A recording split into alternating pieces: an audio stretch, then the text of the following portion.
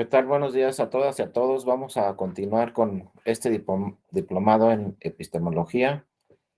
Bienvenidas y bienvenidos. Y bueno, vamos a seguir con el tema. Vamos a revisar ahora algunos temas relacionados con la, la historia sobre este tema muy interesante de la epistemología. Acuérdense que en cualquier momento pueden participar, pueden abrir su micrófono, pueden poner ahí algún comentario en el chat o una manita por ahí y simple y sencillamente les pasamos el micrófono para escuchar sus comentarios.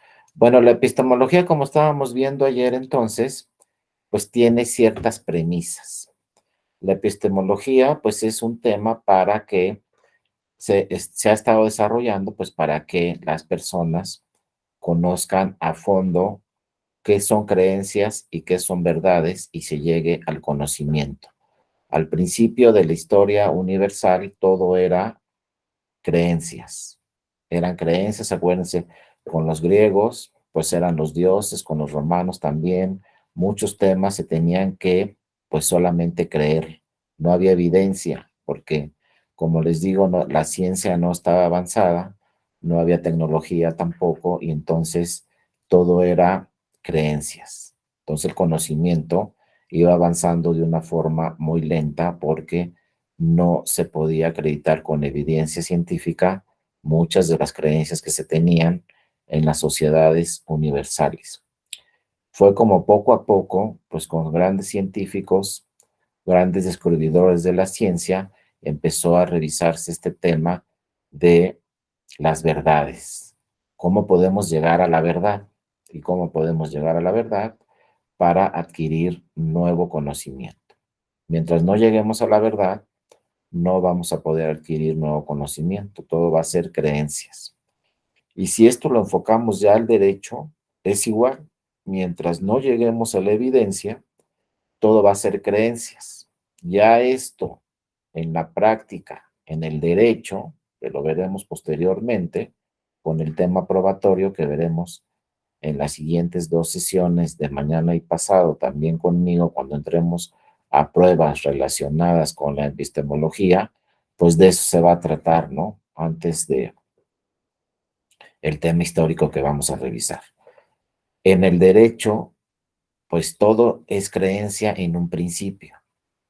Quien presenta la demanda narra una serie de hechos, pero esos hechos, para el juzgador o la juzgadora, son creencias. Los hechos. Luego se presenta, por ejemplo, ustedes lo deben saber muy bien, pues un informe circunstanciado de pues quién ha sido demandado cuando es la autoridad, por ejemplo, también presenta un informe, pero siguen siendo creencias. Y luego llega a lo mejor un tercero interesado, como también conocemos muy bien, con otro escrito señalando y narrando una serie de hechos. Esos hechos que se narran en todos estos escritos y en las demandas entran en la particularidad de creencias. Entonces, la actividad en el derecho y la actividad del juzgador es que esas creencias, esos hechos que se narran en todas las demandas, pasen a ser verdades. ¿Cómo una juzgadora o un juzgador va a saber si esos hechos que se están narrando pueden ser verdades? Pues con la evidencia. Y es donde nace el tema probatorio en toda la historia universal y no solo en el derecho, cómo podemos pasar de una serie de hechos que nos están narrando, una serie de historias que nos están diciendo, cómo podemos formarlas ya verdades con la evidencia. Y la evidencia va a formar conocimiento. Pero la evidencia es muy compleja y es muy difícil muchas veces de acreditarse, sobre todo en las ciencias sociales. Este tema de la epistemología pues nació con las ciencias exactas, pero poco a poco pues también permeó en las ciencias sociales. Pero las ciencias sociales es mucho más complejo una creencia volver la verdad. Necesitamos evidencia y entonces por eso pues nace, ¿no?, la figura desde hace mucho tiempo en el derecho de las pruebas. ¿Sabes qué? Pues tú me estás diciendo todo esto, pero necesito evidencia para poderlo acreditar. Este tema se desarrolló mucho también en otras materias, pues con las enfermedades, ahí estaba la creencia, pues ya me dio esta enfermedad o ya me dio aquella enfermedad, pero se necesitaba evidencia por parte de los doctores, por parte de los médicos, pues para saber efectivamente de qué se trataba esa enfermedad y sobre todo, pues cómo curar esa enfermedad. Entonces, que esa creencia se volviera verdad. O como poco a poco se fue desarrollando el conocimiento en la historia universal que impactó también, finalmente, como les digo, en las ciencias sociales e impactó en el derecho. Entonces, cuando nos dediquemos a alguna ciencia social o algún tema del derecho, pues para generar conocimiento tenemos que tener en primer lugar la evidencia de qué es lo que sucedió y por qué sucedió de esa manera. Estos autores también nos dicen que el término de la epistemología deriva del griego, como ya les digo, los primeros que empezaron a manejar esta teoría de la epistemología, pues fueron los griegos, como fue Aristóteles, Platón y Sócrates, ¿no? Deriva del griego, que significa conocimiento, y es una rama de la filosofía que se ocupa de todos los elementos que procuran la adquisición de nuevo conocimiento y se investigan los fundamentos, límites y métodos de validez del mismo. Y entonces estos métodos de validez del nuevo conocimiento poco a poco se deben ir desarrollando y los límites se deben de ir quitando, ¿no? Ir poco a poco quitando esos límites para ir más allá en la investigación. Y pues si nos venimos al 2023, pues es lo que ha sucedido, ¿no? En la historia universal del mundo, que poco a poco esos límites se han quitado, esas barreras se han quitado para generar nuevo conocimiento. Y pues actualmente quizás se nos haga normal a nosotros, pero hay nuevo conocimiento en todas las materias, en todas las ciencias, sobre todo en las ciencias exactas hay nuevo conocimiento, pero también en otras ciencias como las naturales o en otras ciencias como las sociales. Y al hablar de las ciencias sociales, pues también vamos a entrar al derecho con nuevo conocimiento, con nuevas teorías del derecho que poco a poco estamos conociendo, ¿no? En Europa, pues como ya vimos y ya lo hemos visto en otras ocasiones, pues en Europa el derecho ya es un derecho para todos los europeos, un mismo derecho.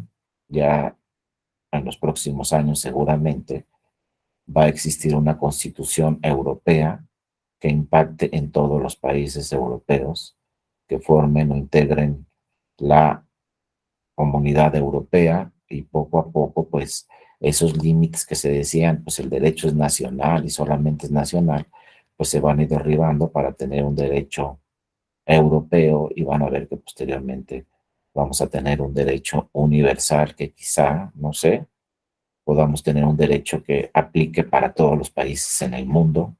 Actualmente se está trabajando en tratados internacionales, pero pues los tratados internacionales solamente son para un grupo de países, pero quizá vamos a llegar en un momento generando nuevo conocimiento de llegar a tratados internacionales que apliquen en todos los países del mundo con códigos y con normas que apliquen para todos los países en el mundo. Esto es hasta donde podemos llegar en la ciencia del derecho, pero pues hay otras ciencias mucho más avanzadas, como las ciencias naturales o las ciencias exactas, que como les decía ayer, pues quién sabe en qué vamos a terminar, ¿no? Ya hay robots para todo, y pues quién sabe en unos próximos años en qué vamos a terminar con este tema de la epistemología y generar nuevo conocimiento, pero pues ya vemos que todos los especialistas en los temas, en ciencias naturales, en la medicina, en cualquier otro tema, pues no terminan de seguir descubriendo y seguir creando nuevo conocimiento. Entonces, la epistemología de la salud significa, en otras palabras, cambiar los paradigmas, romper los modelos mentales que hemos tenido y poco a poco ir desarrollando nuevos modelos en todas las materias, ¿no? Como se dice aquí, despedazar formas de pensamiento y generar nuevo conocimiento con nuevas ideas, con nuevas teorías y ir desarrollando esas nuevas teorías, ¿no? Implica, por lo tanto, un proceso de aprendizaje, desaprendizaje y reaprendizaje. Hay que repensar y repensar todos los temas. Y como les decía, muchas veces estamos acostumbrados y lo más cómodo y lo más sencillo es trabajar como se ha trabajado en los últimos 10 años o en los últimos 5 años, pero hay que romper esas barreras, generar nuevo aprendizaje, ¿no? Y luego, pues, repensar los temas y generar un nuevo aprendizaje sobre todos los temas, incluyendo el derecho, que parece que en el derecho el tema es más complejo, pero no, también puede suceder en el derecho. Y como les digo, pues poco a poco el derecho se está uniendo en todo el mundo y cada vez, pues, los estados se someten a diversas normas internacionales. El mejor ejemplo es Europa, pero pues también en otras partes del mundo ya se revisan los temas internacionales para incorporarlos en los temas nacionales. Sin embargo, pues por ejemplo, en Latinoamérica parece que no, y vamos para atrás, todavía se están generando muchas contradicciones en el derecho, en muchas partes no se aplica la Constitución, en otras partes de Latinoamérica no se respeta la Constitución. Ya ven los problemas que hay actualmente en Brasil, en Perú, los que tienen en Venezuela, ¿no? En Bolivia, o sea, hay todavía muchos países que no están generando nuevo conocimiento en el derecho y que en vez de perfeccionar sus constituciones y respetar los derechos humanos, pues todavía en muchos países en el mundo vamos para atrás y Latinoamérica pues es un ejemplo donde pues no se crean nuevas normas y las normas que ya están, pues en muchos casos no se respetan, ¿no? Y es tema que le toca en muchos casos pues al Poder Judicial hacer que se respeten las normas, que se respete la Constitución y que se respeten los tratados internacionales. Es decir, todavía tenemos líderes políticos que no aplican este tema de la epistemología, este tema de generar nuevo conocimiento, nuevas leyes, nuevas normas, nuevas protecciones a los derechos humanos. Por un lado, se modifican las constituciones, pero en la práctica muchas veces no se protegen estos derechos humanos, que ya son normas internacionales, las que nos dicen en todo el mundo que hay que proteger un grupo muy importante, un catálogo muy importante de derechos humanos, pero en la práctica muchas veces no se protege. De ahí la importancia también la epistemología en el derecho, pues de generar nuevas normas, de generar nuevas formas de aplicar estas normas y de generar nuevos mecanismos para que se respeten estas normas.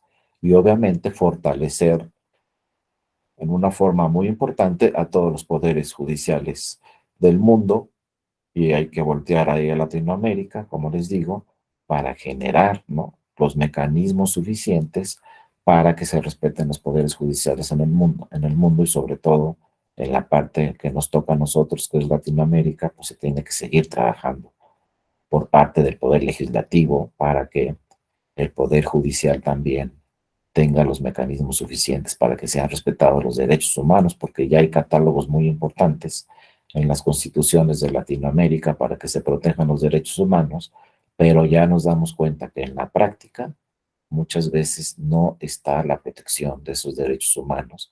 Entonces tenemos que generar nuevo conocimiento, nuevos mecanismos para fortalecer todos los poderes judiciales de esta zona y de verdad se respeten los derechos humanos de todas las personas, que en muchos casos, ¿no?, y en muchas naciones, como estas que les estoy comentando, estamos viendo que estamos al revés y en vez de generar una mayor protección de derechos humanos, pues siguen ahí rompiéndose temas de violaciones democráticas y temas de violaciones a derechos humanos de todas las personas, como sucede en estas naciones que pues no han tenido una transición democrática importante y seguimos con estos problemas de que no se respetan los derechos humanos. Entonces hay que cambiar desde modelos mentales, desde las formas, desde las legisladoras y legisladores que reforman las leyes y una vez reformadas estas leyes, pues que el Ejecutivo respete esas leyes, que la sociedad en general respete esas leyes y pues también fortalecer los poderes judiciales para que tengan la fuerza suficiente para que se respeten estos derechos humanos de todas las personas en todas las naciones, como ya sucede en otros países muy avanzados en el mundo, sobre todo en los países europeos, que ahí sí ya tienen un sistema jurídico mucho más importante, donde sí se respetan en la mayoría de los casos los derechos humanos y no de las personas de un estado, sino de todos los europeos en general, pues tienen los mecanismos, las autoridades suficientes para ir ahí, acudir a esos tribunales y que se les respeten sus derechos humanos, ¿no? Bueno, siguiendo aquí en el tema, pues les digo, Sócrates fue uno de los primeros que reflexionó y analizó este tema del pensamiento crítico que ya platicamos. También otros autores hablaban del pensamiento crítico, ¿no? Hay un tema muy importante ahí de la República, ¿no? Es un escrito muy importante que hay que revisar, ¿no? En el que se abordó la dialéctica y finalmente de manera central, ¿no? Para provocar estos temas que ya platicamos ayer de las discusiones. En Grecia, les digo, estos tres filósofos muy importantes, empezando por Sócrates, pues fomentaban la discusión, la dialéctica. Ellos decían, no podemos tomar una decisión en ningún ámbito, de ninguna competencia, ni de ningún tema si no existe la dialéctica, si no existe la discusión. Se decía, en todas las reuniones que hagamos, tenemos que discutir el tema para llegar a una verdad justificada. Pero vean cómo se decía en esos tiempos, a una creencia verdadera y justificada, pero no científicamente comprobada. Porque todavía en el tiempo de los griegos, pues como hemos visto, era muy difícil, pero muy difícil acreditar científicamente algún hecho, alguna evidencia, algún tema. Entonces ahí tenían que discutir los temas y tener o llegar a una verdad que ellos decían, pues verdad justificada. Sabes que ya alegamos este tema, ya lo discutimos y ya la mayoría tomamos esta decisión porque creemos que es la mejor decisión y creemos que esto va a beneficiar, ¿no? A toda la comunidad en Grecia. Pero pues desafortunadamente para los griegos, ¿no? Que tenían pensadores muy importantes, pues todavía la ciencia no avanzaba como tenía que avanzar y entonces todo era creencia justificada. No había una creencia científicamente comprobable porque no tenían las herramientas y los elementos, pero así nació este tema tan importante de la dialéctica y la discusión. Esto pues permea en todos los ámbitos de competencia, como les decía ayer, nosotros en nuestro ámbito personal, nuestro ámbito académico, nuestro ámbito profesional, pues todo lo tenemos que discutir.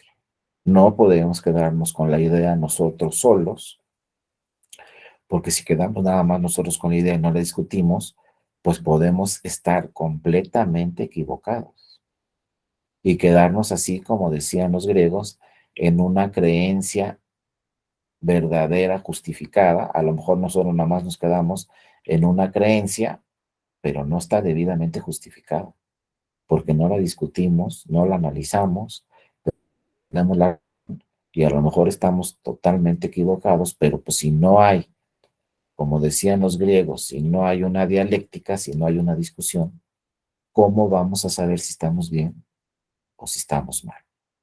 Hay que discutirlo, hay que comentarlo, hay que preguntarle siempre a los demás. Parece algo muy sencillo, pues sí, lo pregunto a mi compañero, a mi compañero y punto, pero créanme que en la realidad muchas veces ya no preguntamos nada. Así está bien hecho. ¿Por qué? Porque lo hice yo y listo, y empezamos con los errores, en lo que sea, pero sobre todo en el ámbito profesional, no, pues yo lo he hecho 20 veces, así está bien hecho, siempre me han dicho que está bien, pues lo sigo haciendo así, pero de repente nos puede llegar una jefa o un jefe que nos diga, pues, ¿qué crees? Ya vamos a cambiarle aquí. Siempre lo hemos hecho así, pero ahora lo vamos a cambiar y lo vamos a perfeccionar. Y a lo mejor tienes razón. Y estábamos haciendo algo durante 5 o 10 años que se podía perfeccionar.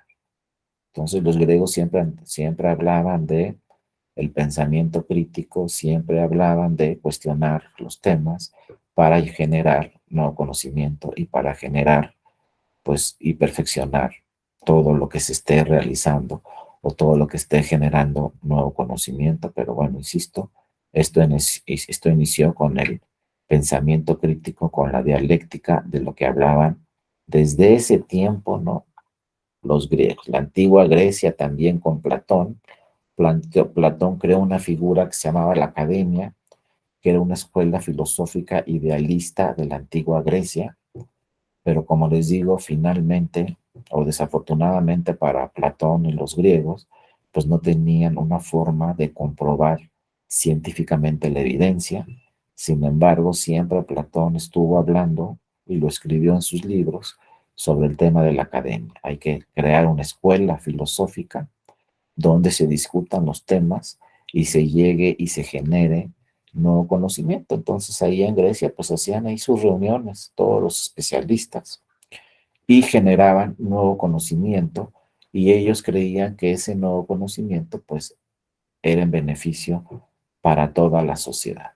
Pero claro, ya entrando a los temas, por ejemplo, de la medicina, pues nada más creían que su nuevo conocimiento pues era más eficiente porque no existía la evidencia científica, insisto, para acreditar eso, pero ahí nació la escuela filosófica y de ahí nace el término, inclusive, pues ¿por qué le decimos una escuela? Una escuela actualmente, pues viene desde allá, viene desde los griegos, pues la escuela eran salones donde se juntaba una serie de personas y discutían los temas.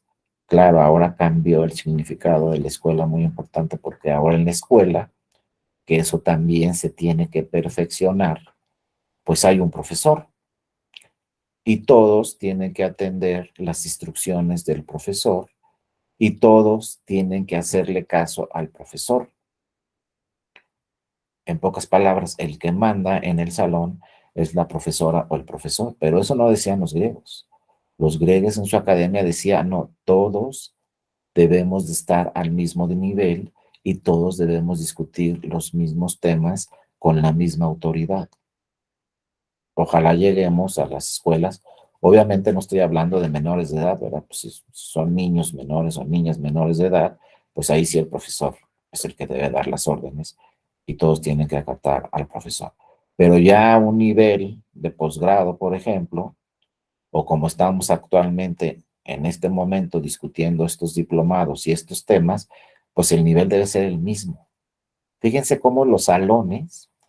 Todavía si vamos a una maestría o vamos a un diplomado, un doctorado, todavía hay salones en las escuelas a nivel de maestría donde, fíjense, el escritorio del profesor está arriba y las sillas de los alumnos están abajo, como diciendo, aquí el que manda es el profesor, pero en posgrado eso no puede ser.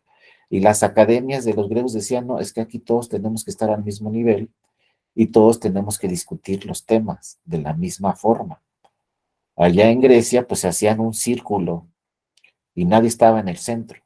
Era un círculo, todos estaban al mismo nivel y todos discutían los mismos temas, independientemente del perfil de cada persona. Los temas se discutían al mismo nivel y todos podían dar sus opiniones y todos le podían decir a la otra persona, tú estás equivocado. Yo conozco todavía profesoras o profesores a nivel posgrado que no le puedes decir, estás equivocado, porque yo soy el profesor. ¿Y cómo que estoy equivocado? Yo soy el que no, no puede ser eso. Y la escuela de la antigua Grecia, esta academia que les digo, así, esas eran unas de sus normas. Todos estamos al mismo nivel y todos discutimos los temas y yo le puedo decir a cualquier persona, sabes que no estoy de acuerdo con tu opinión, yo creo que tú estás mal y lo que tenemos que hacer es esto. Eso ya a nivel profesional es lo que se tiene que hacer. Aunque tengamos una jefa o un jefe, pues tenemos que discutir los temas y tenemos que decirle al jefe, a la jefa, oiga, yo creo que usted está equivocado. Digo, cada quien hay que ver, ¿no? Porque les digo, todavía a la fecha, pues hay muchas veces que si al jefe le decimos, estás equivocado, no, estoy equivocado, yo soy el jefe. Pero es un error del jefe o de la jefa, pues no escuchar a todos los demás. Y como les digo, ayer lo vimos, una de las primeras actitudes del pensamiento crítico es la humildad. A mí me dicen que estoy equivocado. A ver, dime por qué. A ver, justifícame por qué tienes tú la razón y yo estoy equivocado. y qué es lo mejor o qué decisión es la mejor que podamos tomar. Fíjense, desde los griegos y todavía aquí en México y en otros países en el mundo, pues nos cuesta trabajo formar este tema de la academia, de la escuela filosófica, pero Platón lo decía, vamos a hacer un círculo, todos al mismo nivel, y todos podemos decir estás bien o estás mal, pero obviamente justificando nuestros nuevos argumentos. Entonces así nos decían a nosotros primero, por ejemplo, en el tribunal electoral primero yo tenía compañeros o compañeras que me decían, no hombre, ¿cómo le vas a decir al magistrado que está mal la sentencia? Si él la hizo. No, pues es que sí, hay que decirle, sabe que aquí lo podemos perfeccionar esto. No, hombre, que te van a correr. Pues no, ¿no? Si estamos atendiendo este tema del pensamiento crítico, pues a la magistrada o al magistrado también le podemos decir, oiga, ¿y por qué no le modificamos esto al proyecto de sentencia? Y entonces, pues si tiene pensamiento crítico, esa persona va a decir, a ver, ¿por qué lo modificamos? Dame tus argumentos. Y a ver, ¿por qué lo modificamos? Dame tus argumentos. Y vean cómo ha pasado en los tribunales, que como les decía ayer, que de 1000 páginas pasamos a 100 y luego a 50. Pero fueron acuerdos que se tomaron pues entre todas las personas, no solamente las magistradas y los magistrados. Participaban siempre ahí las secretarias de estudio y cuenta y los secretarios de estudio y cuenta. Y entonces, pues se formó prácticamente, como dice aquí Platón, una academia y se decía, oye, pues cómo le perfeccionamos este documento, cómo perfeccionamos el formato para hacer una sentencia, ¿no? ¿Cómo lo hacemos? ¿Qué le quitamos? ¿Qué le ponemos? ¿Qué hacemos para de 1000 páginas pasar a 100? Porque pues llamó mucho la atención, por ejemplo, en el Tribunal Electoral, pues cuando se revisaron las sentencias de los tribunales europeos, pues veíamos que eran sentencias de 30 páginas, de 20 páginas, de 10 páginas, entonces decimos, pues en Europa son de 20 y en México de 1000, pues algo está pasando, pero necesita apertura, se necesita humildad, se necesita pensamiento crítico, pues para llegar a esto que se dijo ya hace muchos años sobre la academia y sobre la discusión de los temas. Y a lo mejor no es un tema muy relevante, lo que les digo, una sentencia de 1000 páginas, pasarla a 30 páginas. Para muchos a lo mejor no es relevante, para otros sí, pero piensan en la medicina, ¿no? Pues ¿sabes qué? Imagínense que hubiéramos tenido puros especialistas, puros doctores en la pandemia que decían, no, la vacuna dura 5 años y háganle como quieran. Y no podemos crear una vacuna en menos de 5 años. Si no hubiera habido pensamiento crítico hace 2 o 3 años con la pandemia, seguiríamos esperando la vacuna porque duran 5 años y duran 5 años. Y háganle como quieran porque duran 5 años. Pero afortunadamente, pues en el mundo, los laboratorios más importantes del mundo, pues dijeron, tenemos que crear una vacuna en un tiempo récord de 12 meses o de 18 meses, con las 3 pruebas que se tenían que hacer y con la evidencia y con todo esto. Y pues bueno, afortunadamente se crearon esas vacunas en un tiempo récord de 12 a 18 meses y diversas vacunas en diversos laboratorios, pero fue atendiendo a todos estos temas de pensamiento crítico. Hubo varios laboratorios, varios especialistas que dijeron, pues lo tenemos que lograr en 18 meses. Y muchos decían, es imposible, no se va a lograr. Vamos a tardar los 5 años que hemos siempre tardado, porque antes eran 10 y antes eran 20 y así. No, pues ya ahora ya podemos crear una vacuna en 18 meses. Y pues la ciencia sigue avanzando y van a ver que luego va a bajar a 12 meses y así, ¿no? Lo mismo sucede en el derecho, pues de 1000 páginas le pasamos a 30 páginas. Y luego, pues nacieron ahí nuevas técnicas en el derecho, nuevas teorías, nuevas interpretaciones, y pues cuando deciden imaginar, para nosotros es muy normal, ¿no? Los que somos abogadas o abogados, es muy normal, por ejemplo, decir, esta norma es contraria a la Constitución. Pero en 1980, en México, ninguna persona podía ir a un tribunal y decirle, esta norma es contraria a la Constitución y por lo tanto no se puede aplicar. Eso no existía. La norma se tenía que acatar gramaticalmente y si era una ley aprobada por el Poder Legislativo, se tenía que aplicar esa ley. Y no había ningún tribunal que tuviera atribuciones para decir, pues, ¿qué creen que esta ley que aprobó el Poder Legislativo es inconstitucional? Estamos hablando de 1900, ¿qué les digo? 89, 90, hasta con la reforma de 1994. Se le dieron atribuciones a la Suprema Corte de Justicia de la Nación para decir esta norma es inconstitucional. Antes decía el Poder Legislativo, aquí lo que digo yo se hace y punto. La norma que apruebe es la que se aplica y no pueden impugnar. Se les hacía imposible a los abogados, a los especialistas, en 1990, que existiera un tribunal donde pudiera ir un grupo de personas a decirle a ese tribunal, ¿sabes qué? Pues la norma es inconstitucional. Eso no existía, para ellos eso rompía todo el sistema. No podía decirle el poder judicial al poder legislativo, te equivocaste, porque ¿cómo era posible que un ministro le dijera a un diputado, te equivocaste? Eso era imposible, no se podía. Pero poco a poco, pues con el pensamiento crítico, los propios legisladores, porque los que reformaron la Constitución fue el poder legislativo, las diputadas y los diputados y las senadoras y los senadores, en 1994, pues decidieron reformar la Constitución y decir, pues vamos a fortalecer de una forma muy importante el Poder Judicial y vamos a decirle a la Suprema Corte, vamos a darle atribuciones a la Suprema Corte para que declare inconstitucional alguna norma aprobada por nosotros. Y es cuando nacen pues, las acciones de inconstitucionalidad en 1994 y luego se quedaron pensando en el Poder Legislativo, oye, ¿y lo electoral qué pasó? Y entonces acuérdense, las reformas electorales más importantes, pues fueron en 1990 y después en 1996. Y entonces se dice, pues también vamos a crear un tribunal electoral para que se dedique a lo electoral, pero a la Suprema Corte también le vamos a dar atribuciones para que declare la inconstitucionalidad de normas electorales. Y en 1996, el propio Poder Legislativo señaló en la Constitución que la Corte también podía declarar la inconstitucionalidad de normas electorales. Y eso es lo que pasó, como dijo el compañero Jonathan ayer, eso es precisamente lo que pasó ayer.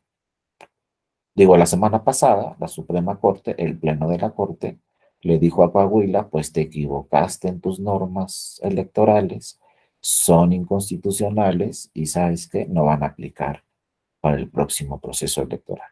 A lo mejor eso no suena normal el día de hoy, pero si estuviéramos en los 80 dirían, pero ¿cómo es posible que la Suprema Corte declare la invalidez de una norma electoral que ya aprobó un Congreso estatal? ¿Cómo las ministras y los ministros pueden ir más allá de lo que dijeron las diputadas y los diputados? Si no tuviéramos pensamiento crítico, seguiríamos ahí, en ese nivel. Lo que diga el Poder Legislativo es la última palabra y se respeta. Pero no, llegamos hasta acá, estamos donde la Suprema Corte en cualquier momento puede decir, pues esta norma es inconstitucional y se declara su invalidez. Cualquier norma, incluyendo la norma electoral, y no son hechos que pueden darse de vez en cuando. Lo estamos viendo la semana pasada para el próximo proceso electoral en Coahuila, pues ya se dijo, ¿sabes qué? Pues tu norma es inconstitucional.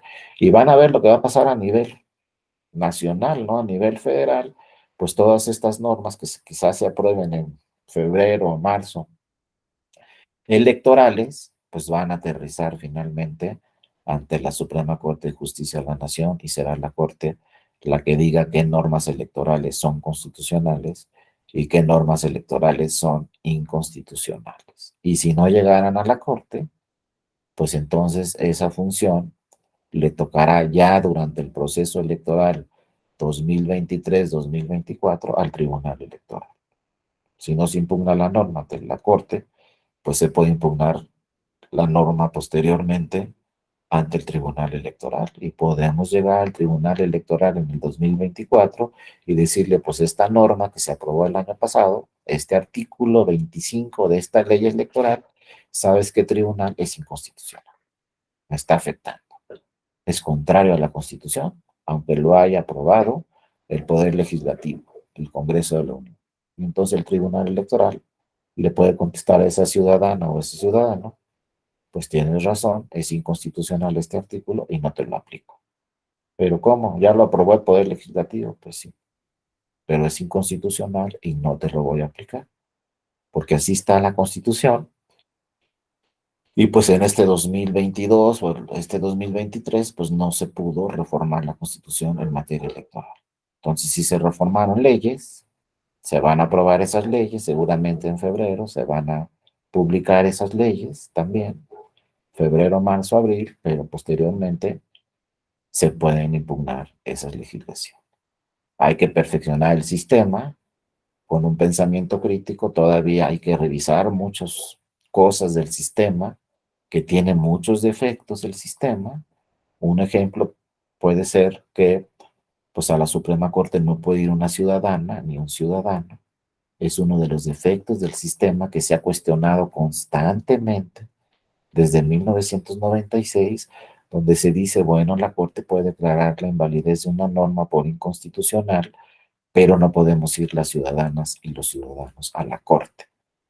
Pues habrá que revisar esos temas, entre otros muchos, pero bueno, ahí está la salvedad que posteriormente una ciudadana o un ciudadano sí puede ir al Tribunal Electoral Federal o sí puede ir a un Tribunal Electoral local a impugnar una norma por inconstitucional. Ahí sí podemos ir las ciudadanas o los ciudadanos, pero son temas, les digo, que se tienen que seguir revisando, se tienen que seguir perfeccionando y como siempre lo han dicho los expertos, pues no hay ninguna reforma. Acuérdense, creo que por ahí, en 1996 se dijo, esta es la reforma electoral definitiva, pues eso no existe.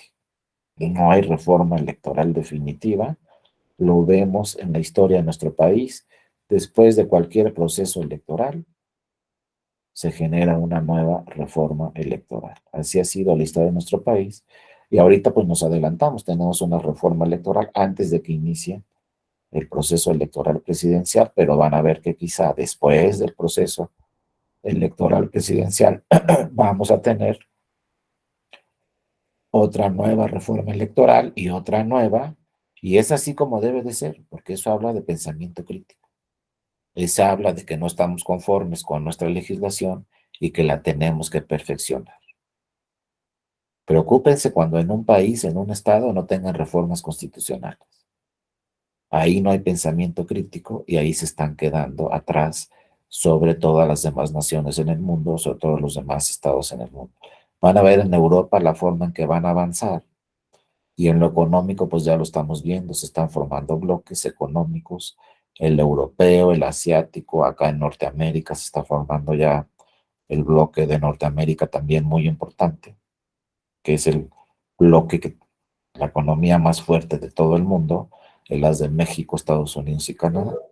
Esos tres países, es la economía, ese tratado de libre comercio tan famoso, pues es la economía más fuerte en todo el mundo, es más fuerte que toda la economía europea.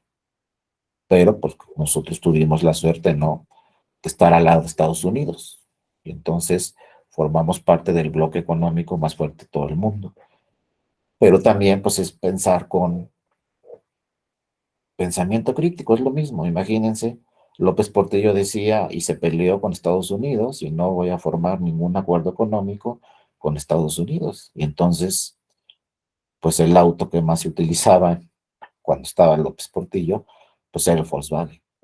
Después empezó a reformarse la economía, se firmó el Tratado de Libre Comercio por ahí de 1993 y pues vean cómo cambió todo.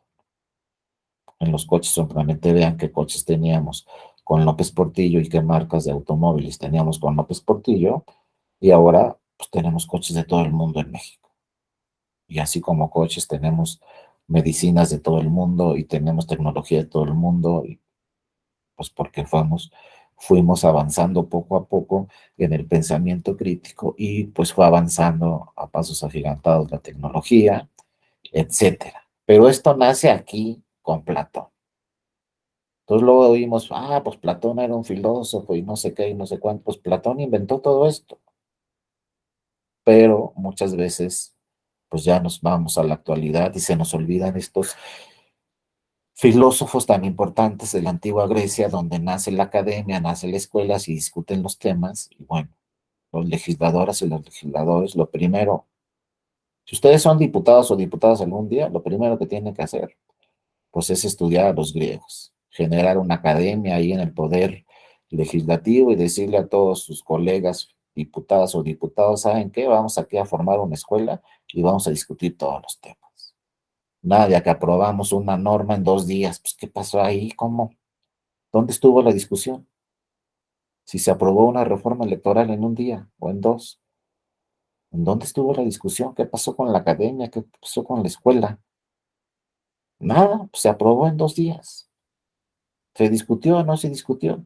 Y luego vienen, como les digo, pues las consecuencias. Van a ver que en la Corte sí se van a discutir los temas electorales y en el Tribunal Electoral también se van a discutir los temas electorales y se va a formar esto que se llama una academia, que se llama un tema de discusión y que por eso la epistemología dice, pues primero discutir los temas para luego llegar pues a mejores decisiones. Y entonces se tiene que formar la academia como se formó desde la antigua Grecia y como en la mayoría de las naciones del mundo, pues siguen con este tema muy importante de la academia. ¿Qué tal, Andrés? Buenos días, te escuchamos. Adelante, Andrés. Gracias, doctor. Buen día a todos. Una pregunta en cuanto al tema y más que nada sobre la reforma electoral. En meses pasados, ahora sí que del año pasado, ahí en la Cámara de Diputados hubo pues un foro, ¿no? Sobre la reforma electoral. Ahí mismo en la Cámara de Diputados no se aprobó la reforma constitucional, sin embargo se aprueban pues, las leyes secundarias.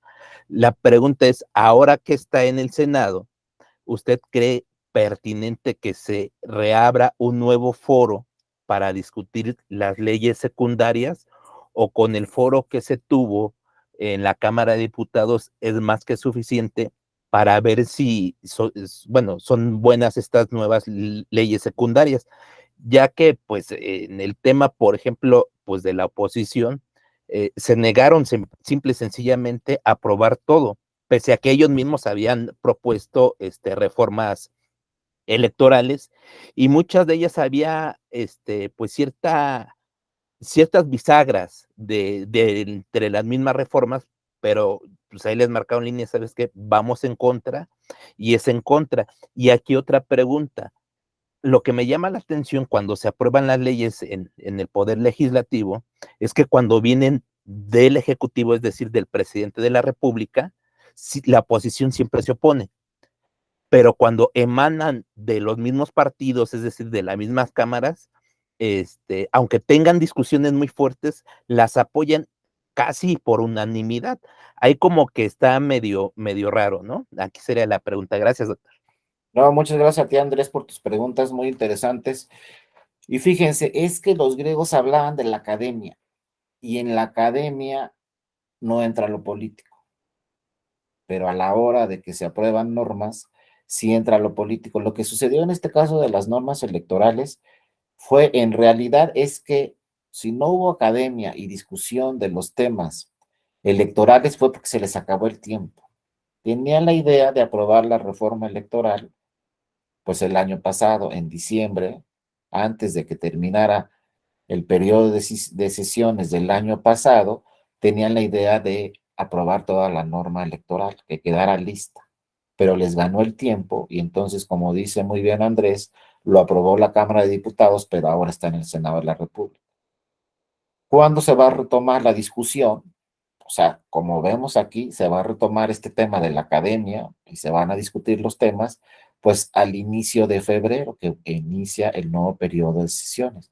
Y yo creo que ahí, pues sí, las legisladoras y los legisladores, pues van a decir, bueno, tenemos febrero, marzo y abril. Entonces yo creo, ojalá no entre tan fuerte en lo político y sí se puedan discutir los temas, ojalá tomen la decisión el Poder Legislativo en febrero de discutir ya de una forma más amplia y con más tiempo todos los temas electorales. A lo mejor hasta estuvo bien que no se aprobara la reforma total, la legal, en el 2022, en diciembre del año pasado, porque si ahorita está en el Senado, pues van a decir los senadores y las senadoras, oye, pues tenemos febrero, marzo y abril. ¿Para qué la aprobamos la primera semana de febrero? Ojalá se pueda discutir, ¿no? Y ojalá, porque si ustedes ven, acuérdense qué pasó en diciembre del año pasado, no se discutieron las reformas electorales, se presentaron y se aprobaron casi en automático. Al día siguiente de que se presentó la iniciativa, el famoso plan B, al día siguiente se aprobó, pues ¿cómo? Y se mandó al Senado de la República. Entonces, ojalá sí lo tomen en cuenta las legisladoras y los legisladores y digan, bueno, tenemos febrero, marzo y abril, pues vamos discutiendo mejor los temas. Y ojalá estén debidamente informados estas diputadas y estos diputados, también como las senadoras y los senadores, y digan, no, porque muchas veces se desconoce el tema, pero digan, es que lo vamos a aprobar, pero después lo va a revisar la Suprema Corte, seguramente. Entonces, pues que puedan perfeccionar esas normas y que revisen sobre todo los temas que son inconstitucionales, porque hay temas ahí evidentes que son contrarios a la Constitución y que dijeron, pues si no lo podemos poner en la Constitución, pues lo adicionamos en la norma legal, pero si uno adiciona algo en la norma legal que no es conforme a la Constitución, pues en algún momento se va a caer esa norma, porque se va a cuestionar, ya sea, como les digo, en la Suprema Corte o ya sea posteriormente en el Tribunal Electoral. Entonces, ojalá sí se genere, pues este tema, precisamente Andrés está poniendo el dedo en la llaga, ¿no? Este tema de la academia. Les faltó academia a las diputadas y diputados. Si estuviera Platón vivo, diría, pues, ¿qué pasó ahí en México? Todo lo que he platicado en todos mis libros, todo lo que he dicho de la academia, pues allá a las diputadas y los diputados se les olvidó y aprobaron la norma en un día. ¿A qué hora la discutieron? ¿En qué momento dijeron, esta es la mejor decisión? Y sobre todo, pues deben de estar muy bien informadas las diputadas y los diputados y las senadoras y los senadores y decir, pues es que no va a quedar aquí. Esto lo va a revisar el Poder Judicial. Y si no está debidamente aprobado de una forma que sea conforme a la Constitución, de nada va a servir todo el trabajo. Porque ya lo dijo Jonathan, en Coahuila, ¿de qué sirvió todo lo que discutieron las diputadas y diputados en Coahuila con su nueva norma electoral si después llega a la Corte y pues va para atrás todo? Simple y sencillamente se declara la invalidez de la reforma, como sucedió también en Colima y como sucedió también en Oaxaca. Entonces, ojalá, pues aquí en este diplomado deberíamos de tener a todas esas diputadas y diputados para decirles, oigan, ¿saben qué? Tienen febrero, marzo y abril. Tranquilos, no hay prisa y discutan bien las normas y sobre todo revisen que esas normas que quieren aprobar, que son 7 u 8 normas legales electorales, pues que todas esas normas que quieran aprobar, pues efectivamente revisen muy bien, ya sea la oposición o ya sea los demás partidos, pues que revisen muy bien, sobre todo que sean conformes a la Constitución. Eso no es político. A lo mejor aprueban normas de una forma política, ¿no? Como dice Andrés, pero lo político luego va a chocar con el derecho, con lo judicial, va a llegar a la Corte seguramente, y va a llegar al Tribunal Electoral y a los tribunales electorales estatales, todas estas normas, seguramente van a llegar y entonces ahí van para atrás. Entonces, ¿para qué trabajamos en vano si finalmente, pues en los tribunales, si hay academia, si hay escuela, si se discuten los temas, y van para atrás las normas?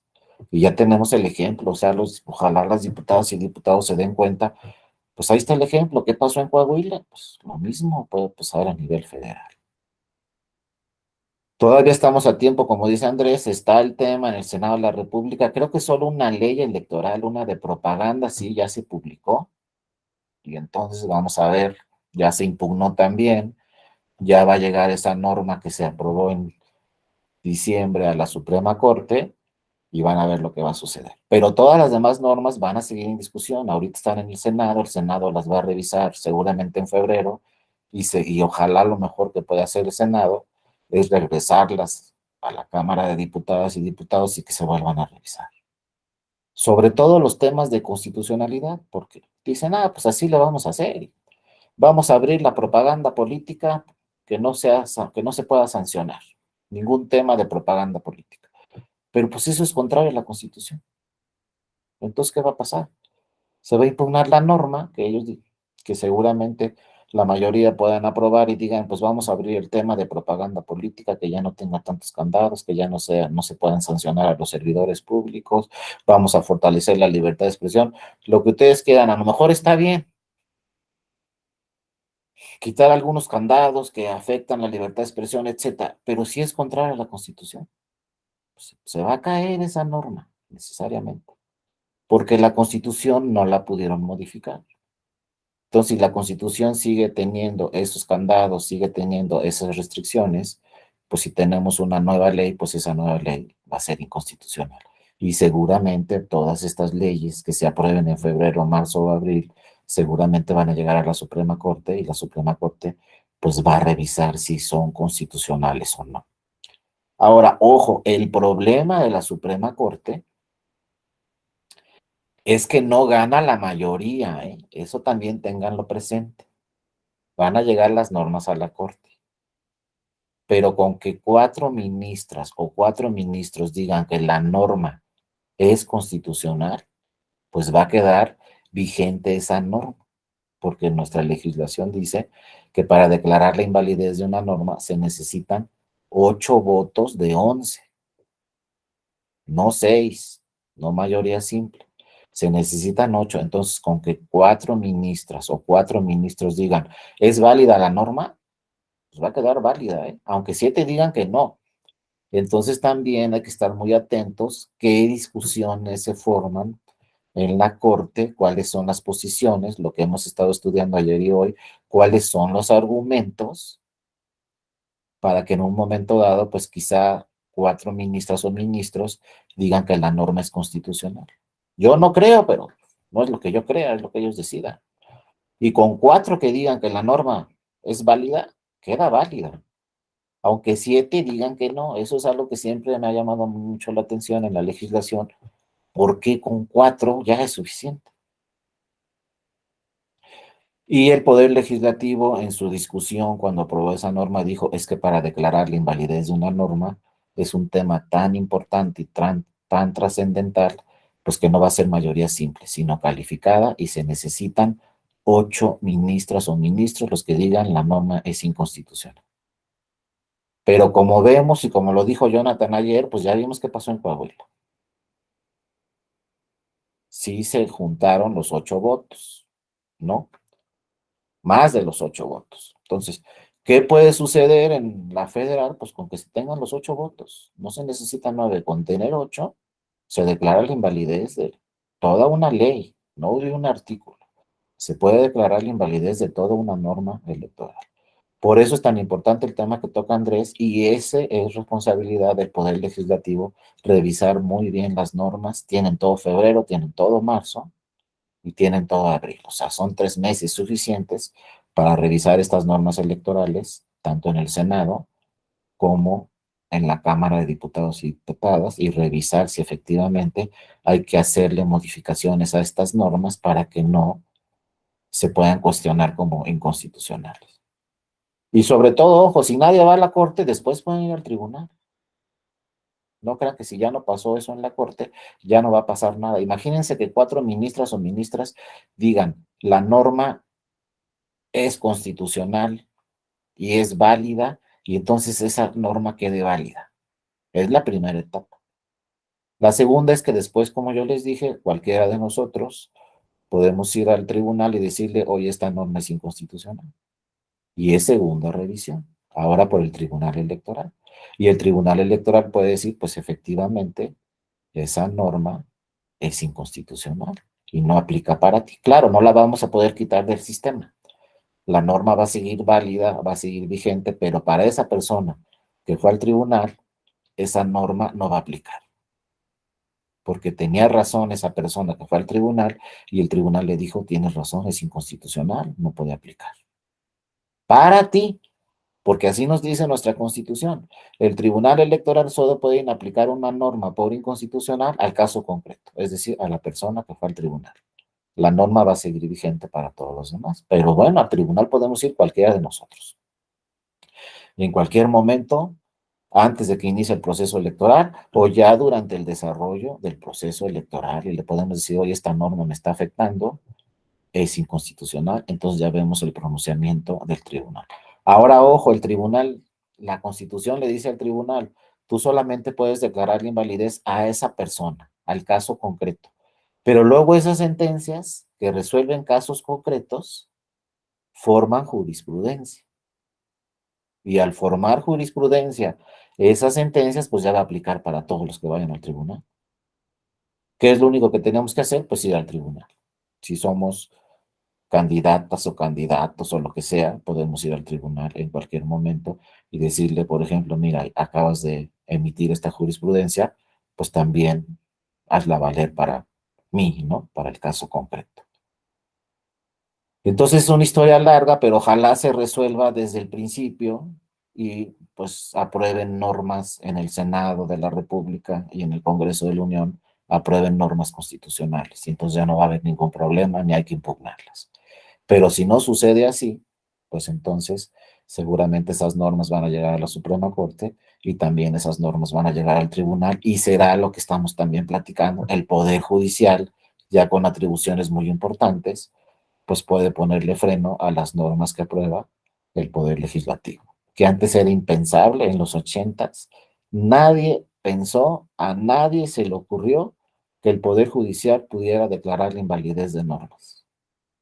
Viene 1990 y se le dan esas atribuciones al Poder Judicial. México fue de uno de los primeros países en el mundo, pero ahora actualmente muchos países en el mundo pues tienen estas atribuciones, su Poder Judicial, ¿no? Entonces, en Europa, en otros países en el mundo sucede lo mismo, pero pues están mucho más avanzados que nosotros. Simplemente nuestros vecinos en Estados Unidos.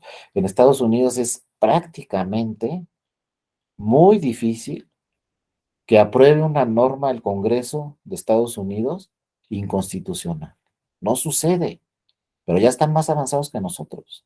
En Canadá es imposible. En Canadá el propio poder legislativo tiene una comisión que revisa que esas normas que se van a aprobar sean conformes a la Constitución y si no el propio poder legislativo, esa comisión le dice a las legisladoras y legisladores, no, esta norma no se puede aprobar, no va a pasar. ¿Por qué? Porque es inconstitucional. Revísenla y se revisa en el propio poder legislativo y ya, se acabó el problema. En México no. Ya vemos cómo somos acá.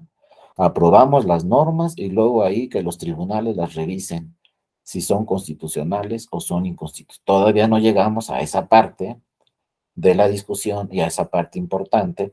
Ojalá en un futuro en el propio Poder Legislativo se tenga una comisión especializada que antes de que se vote una ley se revise si es conforme a la Constitución o no. Y el propio Poder Legislativo con esa comisión, pues esa comisión le diga, oiga, no, no pueden votar esta ley. ¿Por qué no? Pues porque evidentemente es inconstitucional. Pero mientras no lleguemos a esos sistemas jurídicos más eficientes en el mundo, pues aquí tendrá que tomar cartas en el asunto el Poder Judicial en materia electoral con la Corte, con los tribunales electorales en las 32 entidades federativas y con el Tribunal Electoral Federal. A esas autoridades le van a llegar todas esas normas y esas autoridades van a tener que revisar si esas normas son conformes a la Constitución o no son conformes a la Constitución. Ya le llegó Coahuila y ya ven lo que pasó. Para atrás las normas de Coahuila, pero las federales, pues obviamente van a implicar y van a afectar a todos los procesos electorales del 2024. Porque acuérdense que las normas electorales ahora ya son normas generales que aplican para todas las elecciones. Antes cada estado tenía su propia norma y luego estaba la norma federal para las elecciones federales. Acuérdense el famoso COFIPE, duró muchísimos años y era una norma que solamente aplicaba para las normas, para los procesos federales, pero ahora a partir de 2014 se crearon normas generales. La Ley General de Instituciones y Procedimientos Electorales, la Ley General de Partidos Políticos, entre otras, aplican para todas las elecciones, no solo para las federales. Y vamos a tener elecciones en 31 o las 32 entidades federativas en el 2024. Entonces, una norma inconstitucional afecta todos los procesos electorales. Entonces, pues sí, ojalá, como dice Andrés, reflexione las senadoras y los senadores, regresen esas normas a la Cámara de Diputados y Diputadas y se revisen nuevas, sobre todo se revise lo que es inconstitucional y lo que es conforme a la Constitución. Porque si no, pues de nada va a servir que aprueben una norma con nuevos elementos, esa norma, que a lo mejor es una norma más actualizada, una norma más conforme con la protección de la libertad de expresión, puede ser así, pero no podemos reformar la norma si antes no se reformó la Constitución. No crean que yo estoy tan de acuerdo con eso de la propaganda política y que nadie nos puede decir nada en un proceso electoral. Desde mi punto de vista, pues sí se está afectando la libertad de expresión.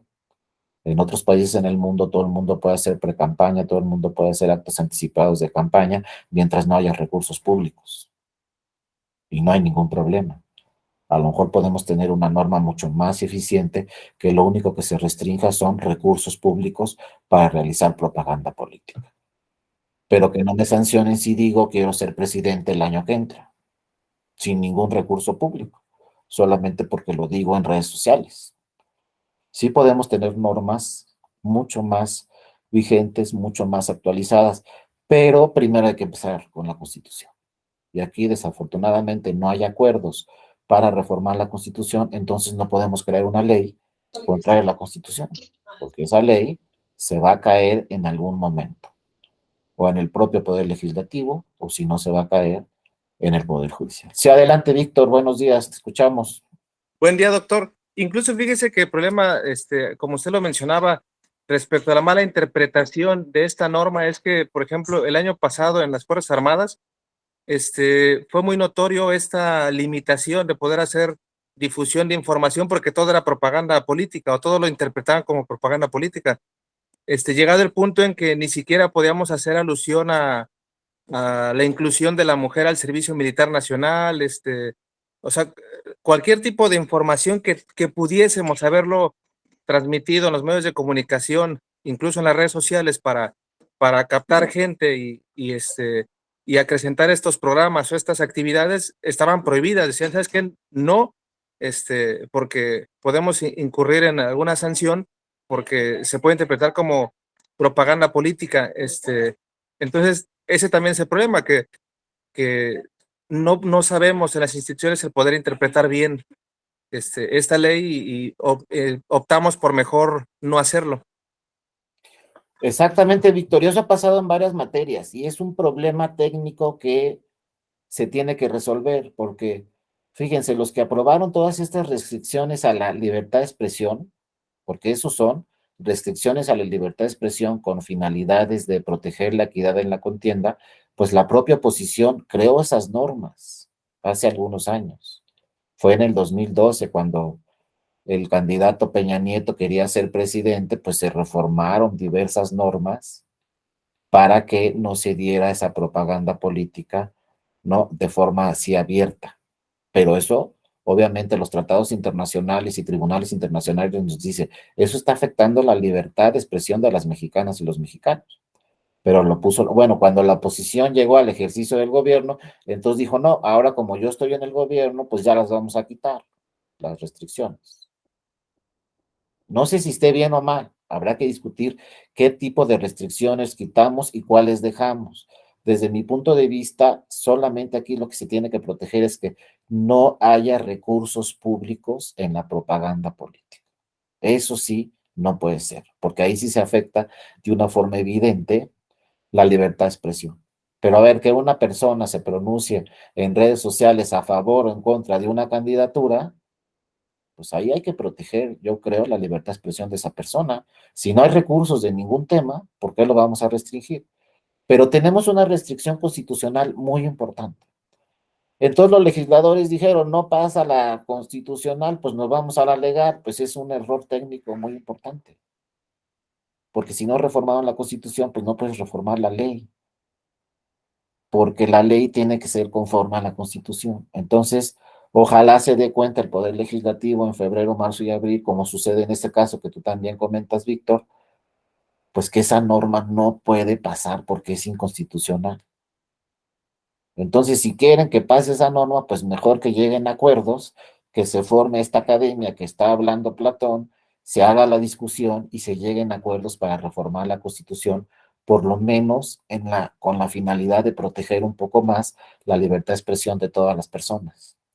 Pero si no se llega al acuerdo de la reforma constitucional, pues no podemos hacer una reforma legal como plan B, porque ese plan B se va para abajo porque es inconstitucional todo el plan B. Y como les dijo, muchos pueden pensar, es que en la Corte, si 4 votan para que ese plan B sea válido, va a quedar válido.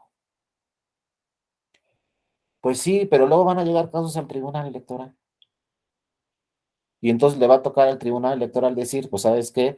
La norma es inconstitucional. Oye, pero la Corte dijo que la norma era constitucional, sí, pero aquí ya llegó un caso concreto con nuevos agravios, con nuevos argumentos que no revisó la Corte, y entonces quizá para mi Tribunal Electoral la norma es inconstitucional y no se la voy a aplicar a esta persona. Hasta allá podríamos llegar, pero ya tenemos el ejemplo de Jonathan. Ya en Coahuila dijo la Corte es inconstitucional. Entonces estamos viendo los últimos criterios de la Corte, como dicen que la norma es inconstitucional. Entonces, si seguimos así con el plan B, pues lo más seguro es que también la Corte diga, esta norma federal o esta norma nacional es inconstitucional. Yo no puedo saber qué va a decir la Suprema Corte, pero ahí va esa línea. Y hay casos muy similares en Coahuila, donde ya dijo que son a nivel local es inconstitucional, pues quizá a nivel federal o a nivel nacional, pues vaya a decir lo mismo la Suprema Corte, porque van a ser las mismas ministros y ministros los que resuelvan estos temas también este año. O a lo mejor se les va el tiempo, pueden pasar muchas cosas, a lo mejor esas acciones de inconstitucionalidad que se presenten después de abril, que se apruebe la reforma, que se apruebe el plan B, después de abril, a lo mejor llegan las acciones de inconstitucionalidad a la Corte, pero ¿cuándo va a resolver la Corte? La Corte tiene que resolver antes de septiembre, antes de que inicie el proceso electoral. Si no resolviera por cualquier causa la Corte esas impugnaciones, van a llegar los casos al tribunal. Pero de que llegan los casos al Poder Judicial y de que el Poder Judicial va a revisar si esas normas son conformes a la Constitución o no, lo va a revisar el Poder Judicial. Primero quizá lleguen los casos a los tribunales electorales locales.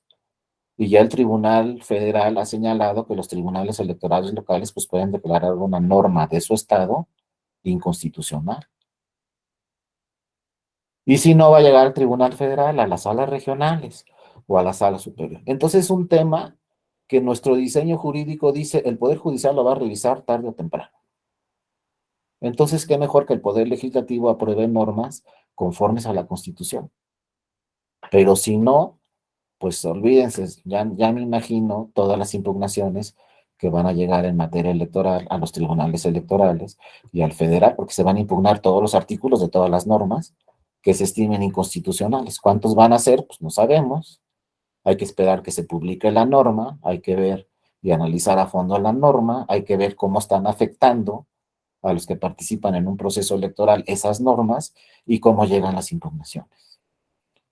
Pero ¿por qué empezar mal las cosas? Bueno, vamos a hacer un plan B, bueno, hazlo, pero que no rebase lo que dice la Constitución. Vamos a aprobar normas legales, bueno, aprueba normas legales electorales, pero que no sean inconstitucionales, porque si no, tarde o temprano, como sucedió en Coahuila, se va a declarar la invalidez o la inaplicación de esa norma por inconstitucional. O sea, no podemos cambiar el diseño de comunicación política a nivel legal. Así de sencillo. Si queremos cambiar el diseño de comunicación política, de propaganda política, tiene que ser a nivel constitucional. Y ahí está la Constitución, y ahí están los artículos evidentes en la Constitución que hablan de propaganda política, que hablan de comunicación política, que hablan y nos dicen qué pueden hacer los servidores públicos y qué no pueden hacer en materia de propaganda. Si no reformamos la Constitución, pues no podemos reformar la ley, porque entonces va a ser inconstitucional. Les digo, todavía como dice Andrés, nos queda un plazo, queda febrero, marzo y abril. Pues a lo mejor pueden hacer por ahí alguna reforma constitucional, todavía están a tiempo. Pero si no, pues si se hace en el plan B solamente reforma legal, pues les digo, finalmente esa reforma legal se va a revisar si es conforme a la Constitución o no, y si no se reforma la Constitución, pues muchos temas, muchos artículos, muchas normas van a ser inconstitucionales. Entonces habrá que esperar qué sucede en febrero. Ojalá por lo menos la discutan las normas electorales en febrero, no se aprueben inmediatamente, se discutan en febrero, se revisen los temas, no solo de propaganda, hay temas muy importantes como este que creo que finalmente se resolvió ya, el de que los partidos políticos con poca votación podían firmar convenio de coalición con los partidos grandes, y entonces se aseguraba el 3% para los partidos pequeños de la votación que se obtuviera en el proceso electoral.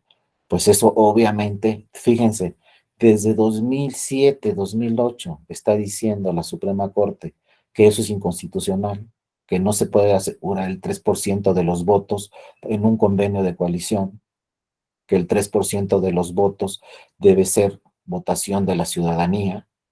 Yo antes de que empiece el proceso electoral no puedo firmar un convenio de coalición y decirle al partido grande, pues me pasas el 3% para que no pierda mi registro. Porque dice la Corte, eso no lo puede decidir los partidos políticos. Eso lo tiene que decidir la ciudadanía. Entonces, si el partido obtiene el 3% con votación de la ciudadanía directa a ese partido, pues se respeta su registro y no pierde su registro. Pero no se puede hacer antes en un convenio de coalición. Y si la gente votó por el partido grande, ¿por qué le vamos a pasar votos del partido grande al partido chico si la ciudadanía no votó por el partido chico? Se tiene que respetar la voluntad ciudadana. Entonces, fíjense, en este 2022 se quería reformar la norma en ese sentido de que se firmaran convenios de coalición para que los partidos políticos pequeños aseguraran el 3%. Pero ya lo dijo la Corte en 2007. Lo va a volver a decir en 2023. Eso es inconstitucional. Creo que afortunadamente se quitó esa disposición. Finalmente ya llegó al Senado la norma electoral sin esa disposición, pero era una disposición que estaba discutiéndose en la Cámara de Diputadas y Diputados. Algo que ya se resolvió hace 15 años. Sigue la discusión. Entonces, si se hubiera aprobado esa norma, llega a la Corte y la Corte va a decir, oye, eso es inconstitucional, porque la Constitución dice que el 3% debe ser con voto directo a la ciudadanía para que un partido conserve su registro. No puede ser con votos del partido grande, le pasó al chico, porque la ciudadanía votó por el grande. ¿Por qué si yo voté por el partido grande le van a dar mi voto al partido chico para que no pierda su registro? Mi voto no se lo pueden dar a otro partido más para el que yo voté. Entonces, bueno, eso se quitó, pero así como esa norma hay muchísimas. Entonces, imagínense, los tribunales electorales van a tener que revisar todas las normas, todos los artículos, empezando por la Suprema Corte. Entonces, de entrada, le va a dar tiempo a la Suprema Corte de revisar todas las normas y ver cuáles son constitucionales y cuáles no. Pero si no le da tiempo a la Corte, le va a tener que dar tiempo a los tribunales electorales locales y al Tribunal Electoral Federal. Porque ahí sí va a llegar la ciudadanía y va a decir, o el candidato o la candidata va a decir, esta norma me está afectando, es inconstitucional. O va a llegar un partido y le va a decir al Tribunal Electoral local o al federal, esta norma me está afectando, y va para atrás la norma. Entonces, ojalá, como muy bien lo dice Andrés, se tome la discusión, se nazca esta figura de la academia, se discuta el tema en el Poder Legislativo. 3 meses es suficiente. Ojalá no se apruebe la norma en febrero, se apruebe hasta abril, esté de una forma mejor revisada esa norma. Traten de quitar las normas que sean inconstitucionales y quede una reforma legal, un plan B, pero constitucional, porque si no sucede así, entonces, pues el Poder Judicial tiene las atribuciones suficientes. No se le pueden quitar esas atribuciones al Poder Judicial porque están en la Constitución. Y no se le puede quitar ninguna atribución a la Corte, ninguna atribución al Tribunal Electoral, porque son atribuciones que están en la Constitución.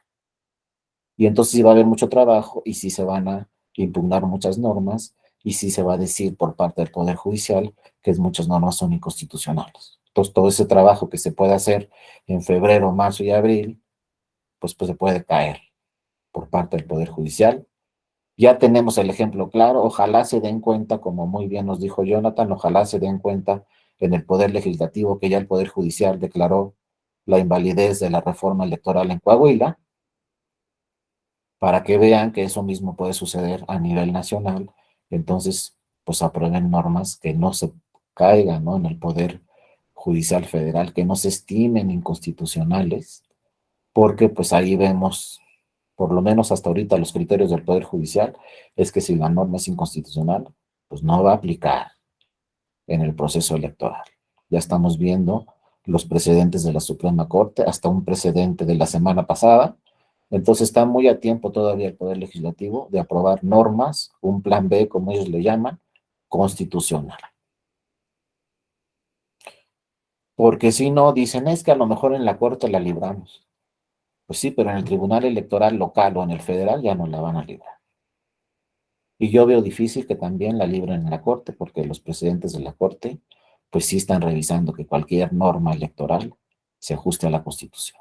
Entonces, bueno, habrá que esperar. Muchas gracias, Andrés, por su participación, pero bueno, habrá que esperar. Pero fíjense, todo esto se generó por el tema de Platón, la academia. Era lo que les decía en un principio. Si no discutimos los temas, nos vamos a equivocar. Si las diputadas y diputados no discuten los temas, se van a equivocar. ¿Y quiénes les van a decir que se equivocaron? El Poder Judicial. Sí, es sencillo. Debe haber pensamiento crítico. Debo ir más allá de lo que ya está. Debo pensar bien, debo discutir los temas. Nos los está diciendo Platón y muchísimos después de Platón lo siguen diciendo hasta el 2023. Hay que discutir los temas y no voy a incurrir en el error y me lo van a decir además. Te equivocaste, pensaste que no iba a pasar nada y el Poder Judicial te está diciendo que te equivocaste en todo el procedimiento. Para eso es la academia. Y como el tema electoral, cualquier tema, imagínense cuántas personas, les vuelvo a poner el mismo ejemplo que también me llamó mucho la atención, cuántas personas dijeron imposible que crear una vacuna en 12 meses. Creo que era la mayoría de los especialistas en ese tema que decían es imposible crear una vacuna contra una enfermedad que no conocemos en 12 meses. Y a los 12 meses, ahí estaba ahí la vacuna, con las 3 pruebas que se le tienen que hacer, ahí estaba lista en 12 meses y otras vacunas a los 18 meses. Pero es un tema tecnológico, es un tema científico. El derecho y la ciencia social es un tema que no es ni siquiera es tan complejo. O sea, ¿a poco a ustedes se les hace muy difícil revisar una norma si es constitucional o no? Pues no, simplemente a ver qué dice la Constitución, esto. ¿Qué dice la ley? Lo contrario, pues está mal.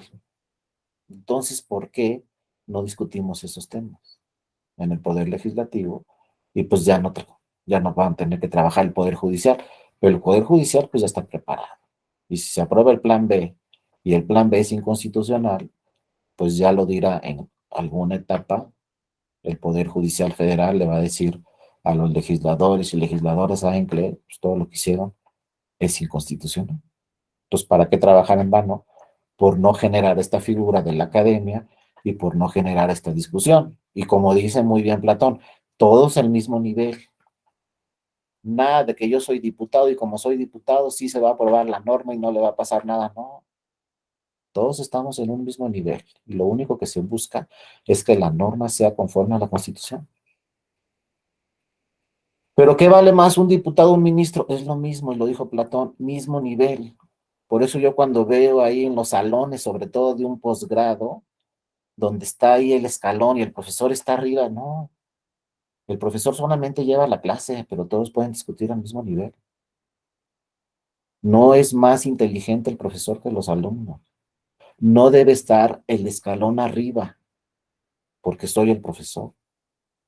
Eso lo dijo Platón. ¿Y cuántas escuelas conocemos de posgrado donde el escalón está arriba, no?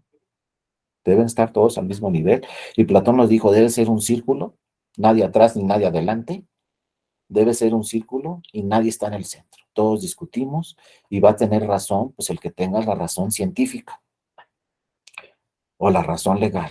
Así debe de ser, pero pasan y pasan los años y pues no sé, ojalá alguna vez podamos ver una universidad de posgrado, insisto, no primaria ni secundaria, pero podamos ver una universidad, un salón de posgrado, donde todos estén al mismo nivel y nadie esté atrás ni adelante.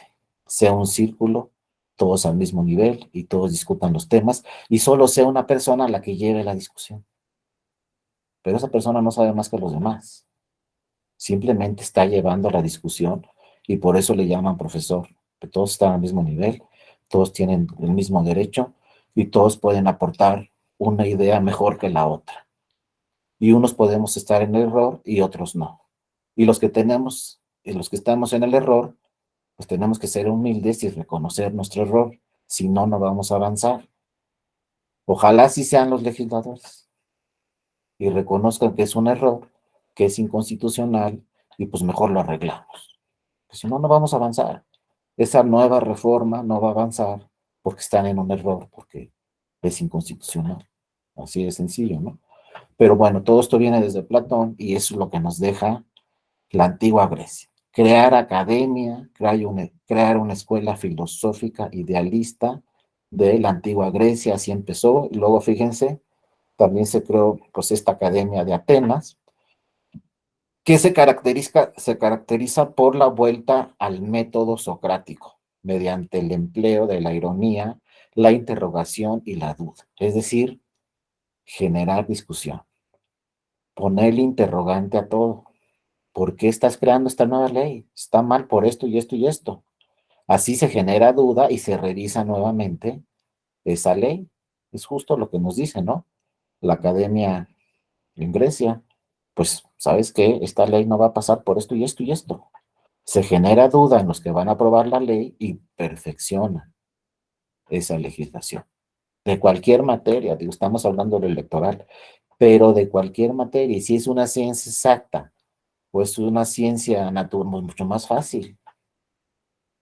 Bueno, pues ya lo podemos comprobar, vamos a tener la evidencia científica. Desafortunadamente en la materia social, en la ciencia social no tenemos la evidencia científica, pero sí tenemos la evidencia, pues que nos van a decir, sabes que tu norma es inconstitucional y punto, ahí está muy claro, ahí está la Constitución y ahí está lo que dice la Constitución. Entonces, bueno, en el sentido estricto, la epistemología general se ocupa de calificar la naturaleza y la validez del conocimiento científico.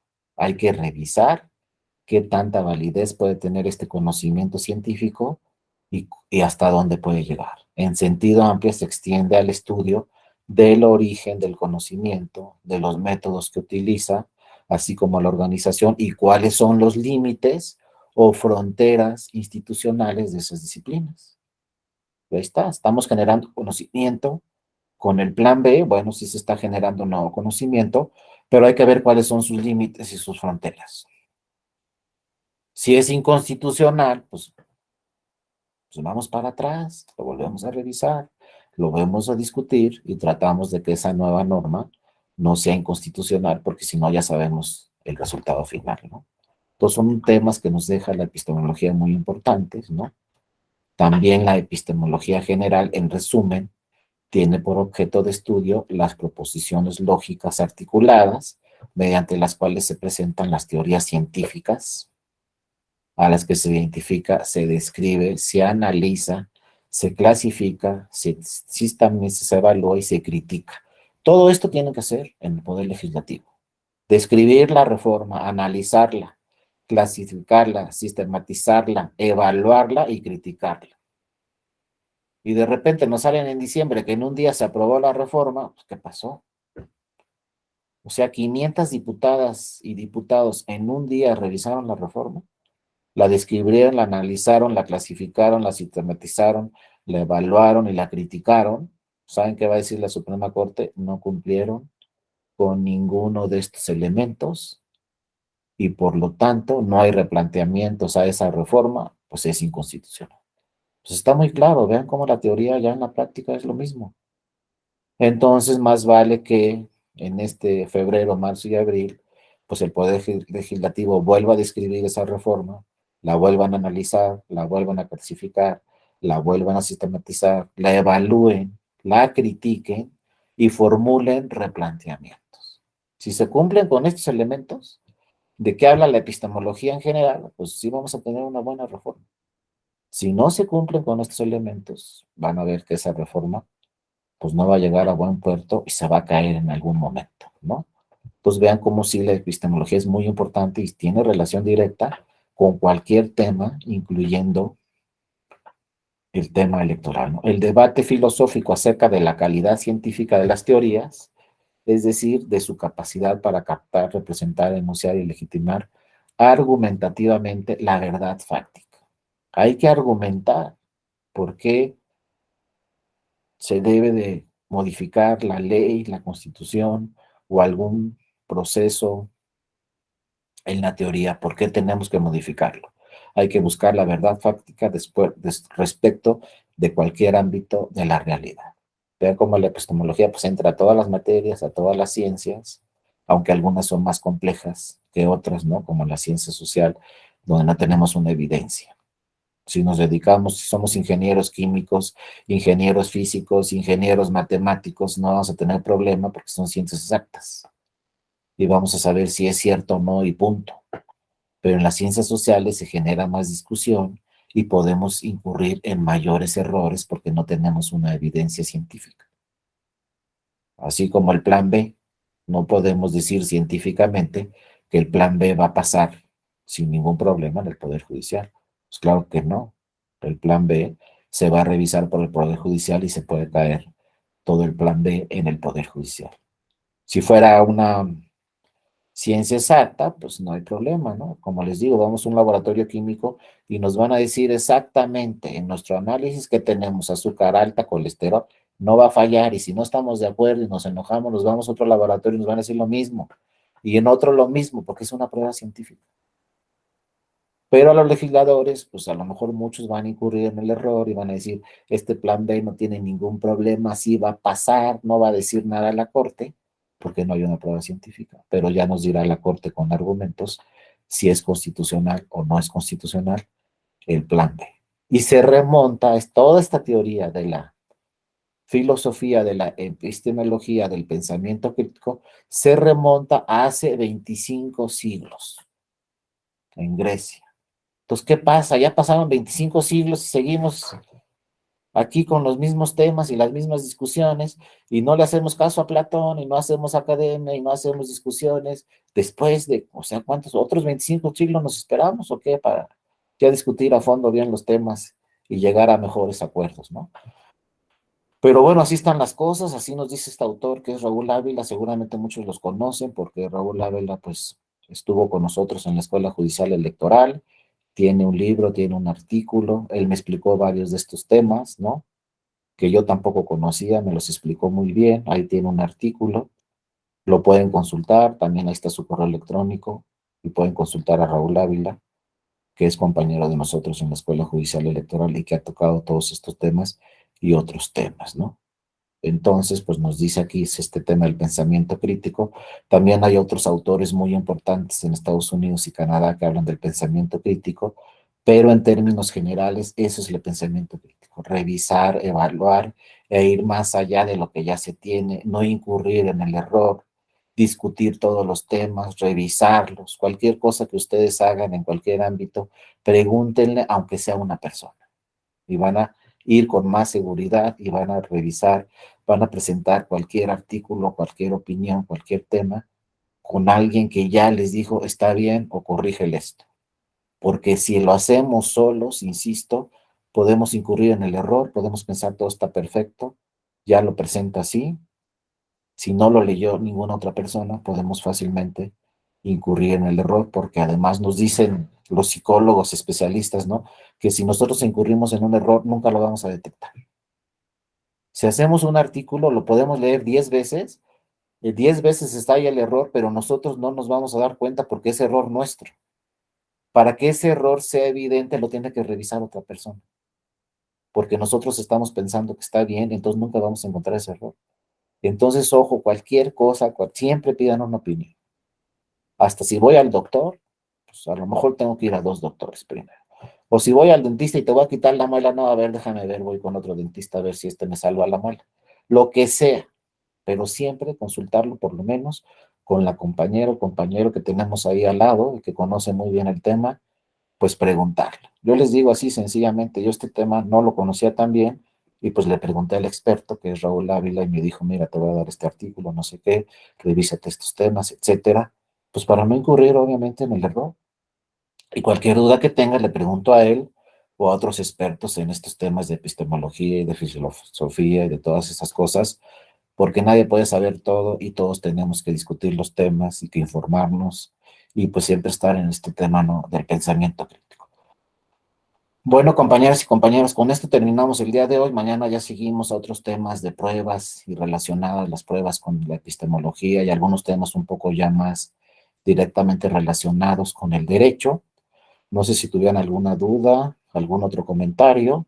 Esta presentación, acuérdense, lo que no han tomado clase conmigo, todas las presentaciones que yo les traigo, pues están ahí a sus órdenes.